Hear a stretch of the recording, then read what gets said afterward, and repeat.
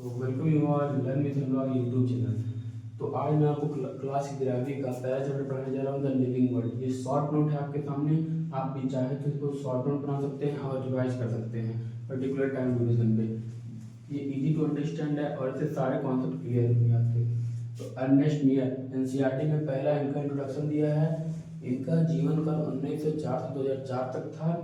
इनको biological concept of species दिए थे और Karl Darwin century of 20th century, इनको डार्विन कहा जाता है 20th सेंचुरी का।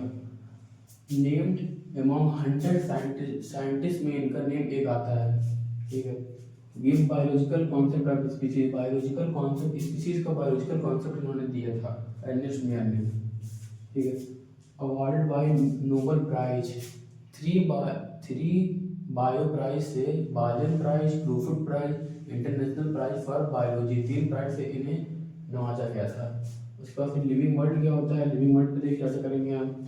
Living world very diverse extraordinary habitat है। कैरेक्टरिस्टिक फीचर क्या होता है, कैरेक्टरिस्टिक फीचर वो होता है जो कैरेक्टर एक लिविंग बीइंग के अंदर होता है, उसको कैरेक्टरिस्टिक फीचर कहते हैं। हमारे डिफाइनिंग फीचर क्या होता है, डिफाइनिंग फीचर वो फीचर होता है जो 100% लिविंग में हो बट नॉन लिविंग में ना हो। ग्रोथ क्या होता है, ग्रोथ एक ट्यून कैरेक्टर है, मतलब 2 चीज़ों पर डिपेंड करता है।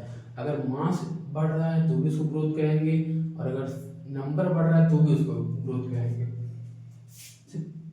प्लांट ग्रो लाइफ टाइम, मतलब प्लांट का ग्रोथ लाइफ टाइम होता है, तब तक मतलब प्लांट का लाइफ है तब तक वो ग्रो करता रहता है। और ह्यूमन का एक एज लिमिट तक उसकी हाइट, उसकी मतलब कुछ भी बॉडी से रिलेटेड एक एज तक बढ़ेगा, उसके बाद बढ़ना बंद हो जाएगा।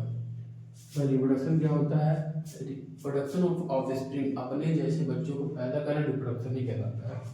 मेटाबॉलिज्म क्या होता है, जो आपके शरीर में जो सम ऑफ ऑल रिएक्शन, मतलब जो आपके शरीर में रिएक्शन होती हैं, सर्कुलेटरी सिस्टम, इसका सर्कुलेटरी सिस्टम, ये सब रिएक्शन करके जो प्रोडक्ट बनाता है उसको मेटाबॉलिज्म कहते हैं। एक एनाबॉलिज्म होता है जो सिंथेसिस से बनता है, छोटे छोटे टुकड़े जुड़ के बड़े टुकड़े बनाते हैं, सिंथेसिस से बनता है। और एक कैटाबॉलिज्म होता है, ये ब्रेकडाउन से होता है, मतलब बड़ा मॉलिक्यूल टूट टूट के छोटा मॉलिक्यूल बनाएगा। अब हम बात करते हैं कॉन्सिक्वेंस में क्या होता है।